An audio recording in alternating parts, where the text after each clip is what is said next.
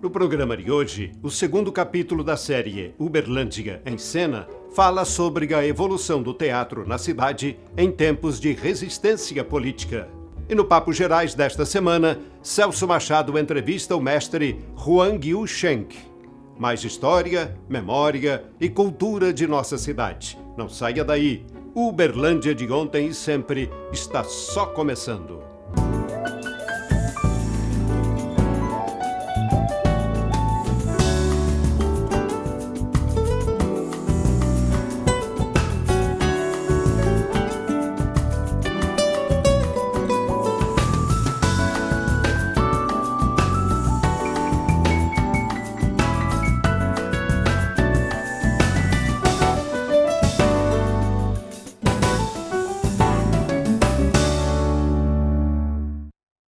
Em abril lançamos a nova série Uberlândia em Cena, que conta mais de um século da história do teatro na cidade. Hoje, no segundo capítulo, atores da cidade falam sobre a evolução do teatro ao longo dos anos. Confira. O movimento teatral em Uberlândia, na década de 60, conviveu com dois aspectos muito importantes: a presença de um teatro mais profissional e engajado e do desafio de fazer arte mediante uma censura política e artística imposta pela ditadura militar. No segundo capítulo da série Uberlândia em Cena, vamos revisitar duas décadas marcantes na história política do país sob a ótica do teatro.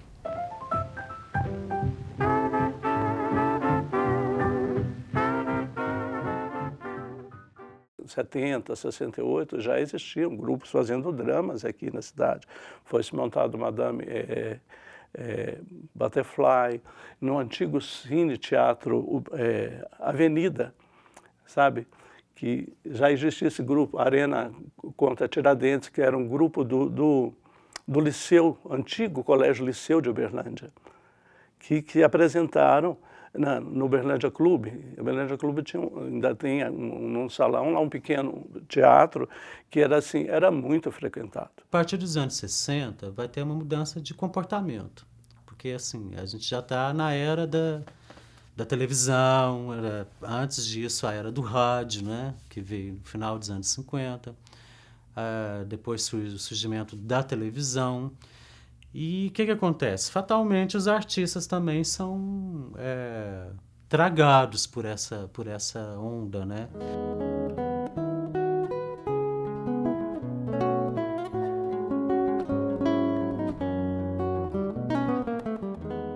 No Uberlândia Clube, vários espetáculos vão ser encenados também. Entre eles, tem As Mãos de Eurídice, foi levada ao palco do Uberlândia Clube pelo ator Marley de Abreu. Então nós vamos ter alguns nomes ali que vão se configurar como os principais atores daquele período, que já começam também a se multiplicar, né? E o Marley de Abreu é um deles.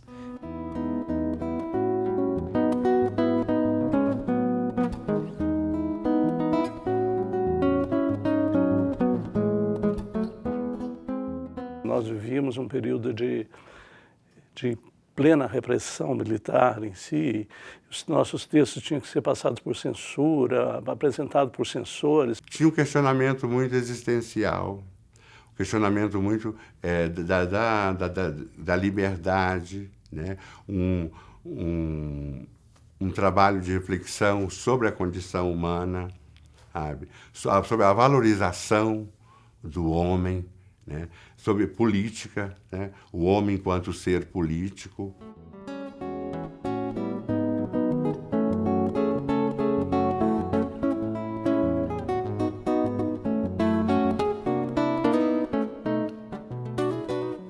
Que é um grupo que vai ser divisor de águas na história do Teatro Uberlândia, no final da década de 60. E vai atravessar a década de 70 com montagens bem expressivas. O Grupo Teatro do Sesc, na verdade, ele aconteceu depois de um convite de Dona Iris Costa Lisboa Povo, que era a diretora do Sesc naquela ocasião. E como sempre aconteciam eventos comemorativos dentro do Sesc, a Dona Iris sempre pedia para a gente ajudá-la com alguma produção artística para ilustrar esses eventos. Dia do Comerciário, Dia das Mães, Dia do Comerciante. E num desses eventos veio um dos diretores do SESC de Belo Horizonte e ele insistiu muito e deixou a Dona Iris encarregada de fazer com que eu aceitasse o convite para trabalhar no SESC. É lógico que naquele momento eu nunca imaginei que desses eventos, né, que deixaram de ser só eventos comemorativos, iria surgir um grupo de teatro que teve uma certa expressão, né, dentro daquele momento da história do teatro de Uberlândia.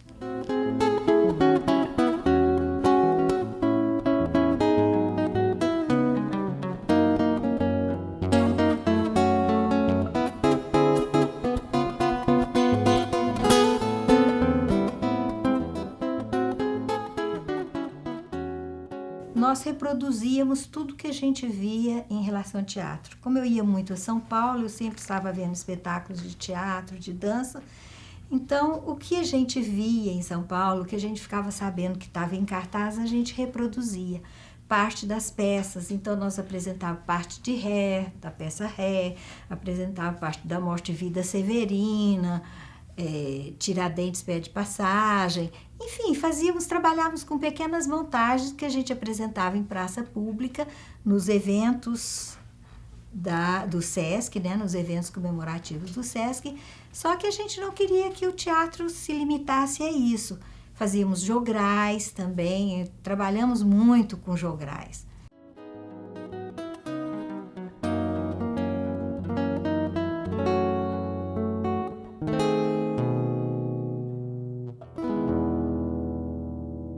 Os DCEs dentro da universidade tinham esse papel. Além de ser DCEs bastante politizados, né, eles tinham tanto a agenda, vamos dizer, da discussão política, né, eles tinham também uma agenda cultural, de trazer, vamos dizer, shows de artistas, né, da MPB, né, de promover teatro, de promover uma série de cenas, dando conta desse recorte cultural, né? Tanto que o DCE da Medicina já havia produzido uma peça do Guarnieri, que era ponto de partida, né? Então não era um teatro da universidade, mas era um teatro levado por alunos da universidade junto ao DCE da Medicina. E a nossa divulgação era uma coisa assim, você vestia um personagem qualquer e saía aí espalhando folhetim em bares e coisa, e assim, às vezes não falava nada, chegava só entregava aquilo, já era uma forma de protesto em si. E assim, e tínhamos um público enorme, que assim, foi o surgimento da universidade em Uberlândia nessa época, então o público universitário sempre foi o nosso forte. Das mãos de Eurídice aos pequenos grupos de teatro, a busca era sempre a mesma, desenhar a cena teatral da cidade nesse período. É no próximo bloco.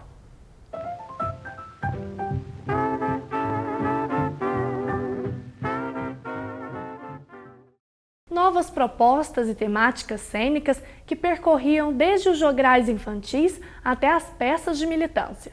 A criação do Grupo SESC e do Cinerartes, que apresentaram a memorável peça A Casa de Bernarda Alba, foram responsáveis pela movimentação teatral da cidade na década de 70.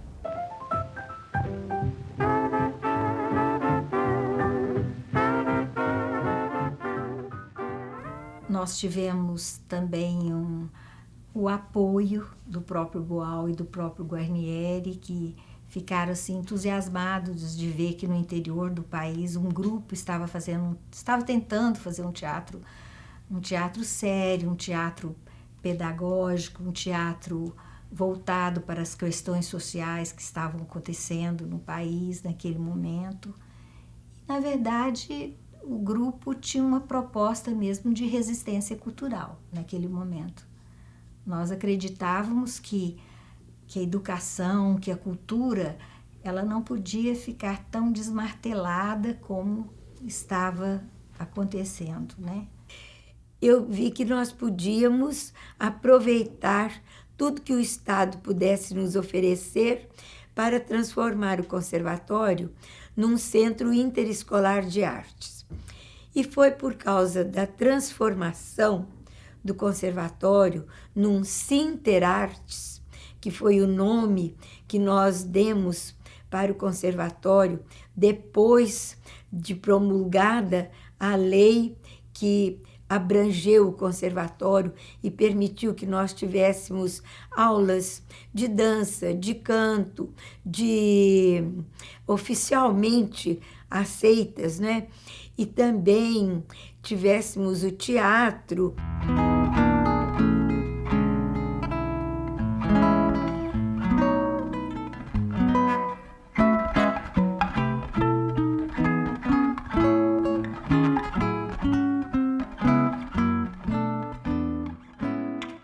Então, a Casa de Bernarda Alba foi a primeira peça completa que nós ensaiamos e conseguimos pessoas muito interessadas. Preparamos bastante tempo, tudo decorado, tudo bem organizado, com cenários e com vestimentas adequadas. Então, foi uma grande realização para aquele tempo, para a nossa modéstia da escola naquele tempo.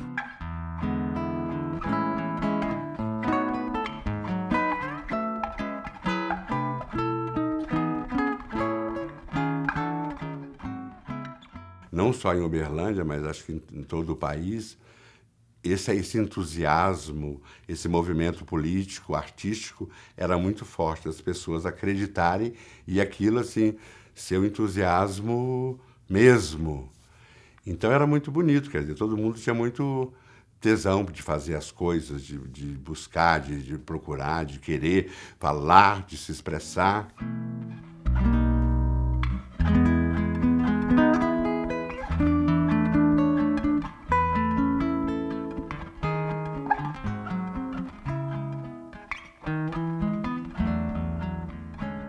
Dos bastidores, eu me lembro que havia, assim, uma empolgação muito grande. Acho que deve ser usada essa palavra, empolgação. O pessoal se dava muito bem e cada um queria decorar mais depressa o seu texto e nós tínhamos, assim, uma compensação muito grande. E eu tinha que ver que roupas que precisava de fazer, como é que arrumava todos os trajes e tudo. Mas havia aqueles que se interessavam por fazer o tratamento, a maquilagem, aquelas coisas todas. E os ensaios, havia muito respeito pelos horários de ensaio, era seriamente respeitado aquele trabalho.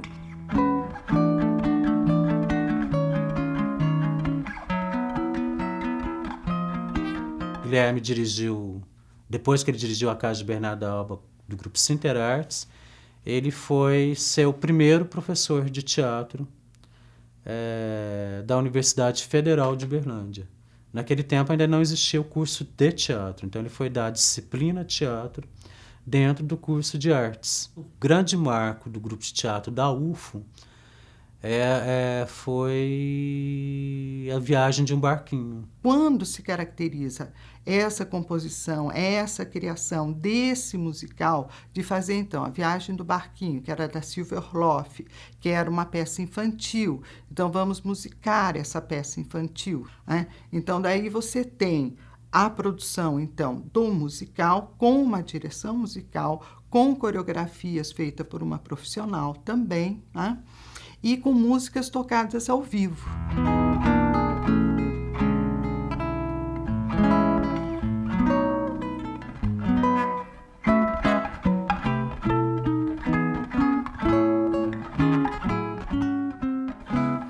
Eu defino a década de 60 como o início da fixação do teatro, tanto da parte de quem promove, como da parte de quem procura assistir. Primeiro, por causa dos espetáculos melhores, mais trabalhados, mais profissionalizados. Depois, com a universidade, que logo de início, na década, lá pelo ano de 64, 65, passou a ter a semana universitária.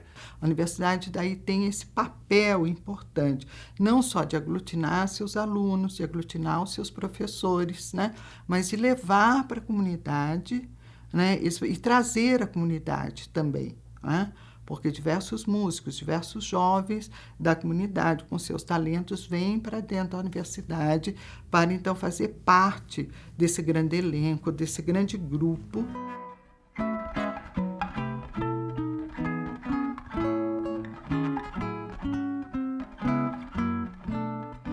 E, inclusive, o pessoal começou lentamente a aceitar, né, os espetáculos apresentados em outras salas.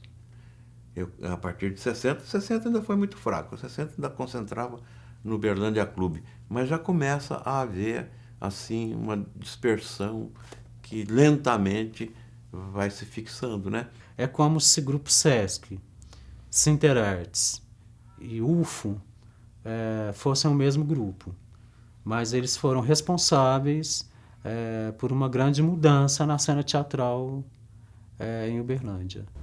Finalizamos hoje na década de 70. No próximo capítulo, o surgimento de grupos atuantes ainda hoje e a movimentação crescente do teatro na cidade. Até lá! Ok?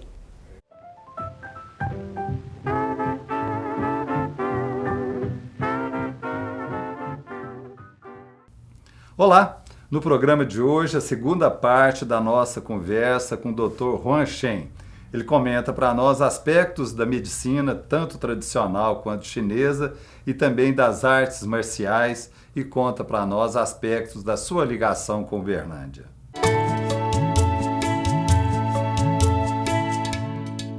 E como que é a sua ligação com as artes marciais e principalmente com o Tai Chi Chuan? Tá. Eu pratiquei lá na China Kung Fu, arte marcial é uma prática muito comum, como o futebol aqui no Brasil. Só que todo mundo sabe alguma coisa. Mas para você se tornar assim brilhante, você tem que entrar em uma escola de futebol, né? E lá você tem que entrar em uma escola de arte marcial. Então, 8 anos de idade, eu fui colocado de escola para aprender. E aí, vida inteira, eu estava ligando com arte marcial e com Kung Fu. E o Kung Fu praticamente formou, assim, deu minha formação. Sabe? Porque meu mestre era uma pessoa muito culto e muito severo em relação à disciplina, em relação de formação de pessoa. E aí me ensinou o caminho, né? E eu tive alguns conflitos com família, porque o pai ele não tem essa formação em médico, mestre era muito rígido, né? Que seja, o que é certo, o que é errado, não existe meu termo. E assim eu tive muito conflito assim, de ideia com minha família. E quando eu vim para o Brasil, eu estava no auge de competição na China e eu ganhava várias competições e fica viciado, não quer sair da China. E o meu mestre falou, eu tenho que acompanhar a família, para dar suporte para a família, e não me aceitou ficar na China. Aí eu vim, no primeiro tempo foi desafiar em Brasília, e inclusive eu foi karatê que me desafiou e a gente teve vitória. E assim fez um pequeno nome lá em Brasília. Quando eu vim com a Uberlândia está uma fase ruim de arte marcial, né? Tive uma pessoa que comanda arte marcial aqui, infelizmente não era uma pessoa adequada, entendeu? E um grupo de jovens foi conduzido para um caminho errado. E eu consegui, quando ele fugiu de Uberlândia, eu resgatei esse grupo de jovens, tentando ensinar esse caminho de formação como pessoa. A arte marcial é um caminho para a pessoa poder ter disciplina, tudo. E aí começou a história de arte marcial aqui em Uberlândia. E aí a primeira geração foi muito bom. E logo em seguida eu fui convocado por Confederação Brasileira, assumi a carga de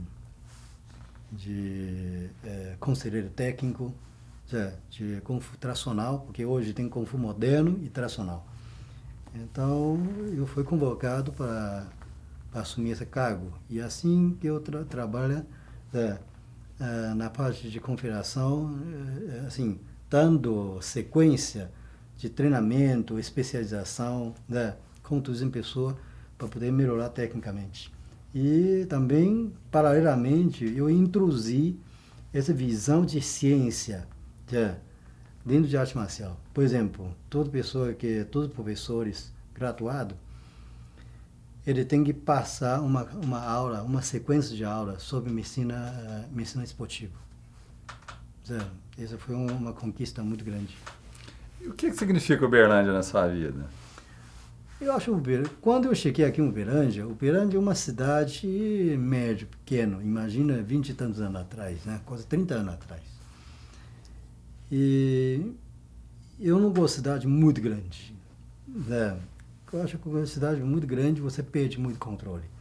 Quando se torna uma cidade muito pequena, não tem qualidade de vida, né? E uma cidade médio, porte, uma cidade muito mais familiar, né? E você encontra a pessoa assim conhecido em todo lugar, né? Entendeu? Então eu gosto muito do Uberlândia porque é uma cidade que mostra pra gente assim que existe um calor humano, né? E você tem mais facilidade de relacionar com pessoa. E também na minha profissão também a gente acaba conhecendo um montão de gente, né? Entendeu? E o que eu posso falar assim, Uberlândia foi tudo de bom para minha família, principalmente para mim.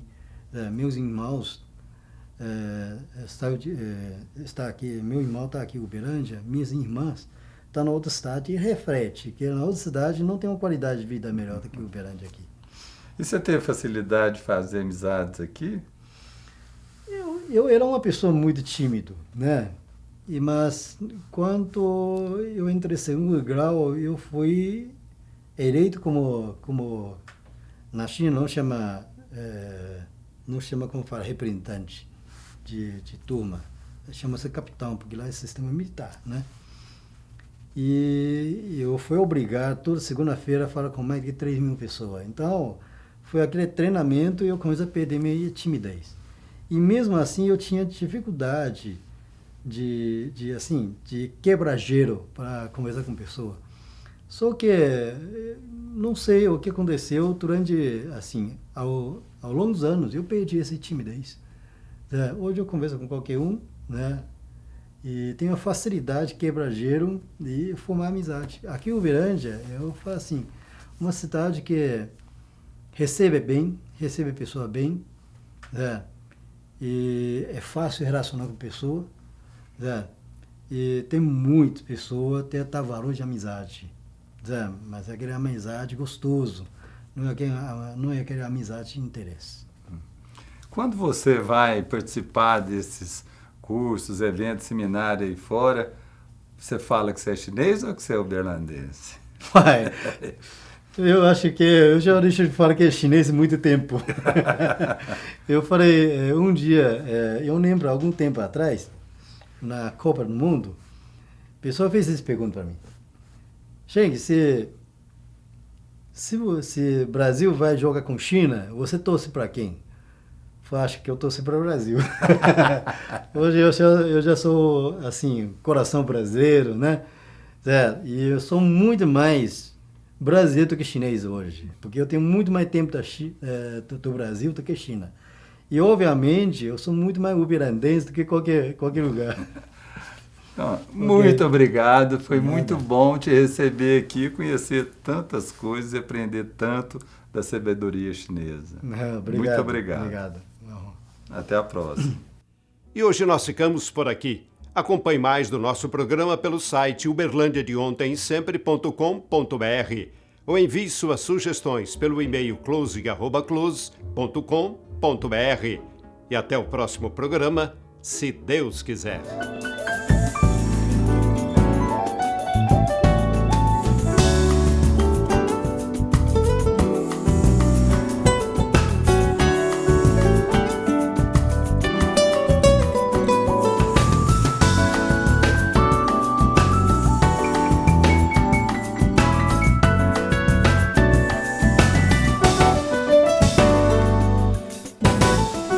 Patrocínio Algar. Gente servindo gente.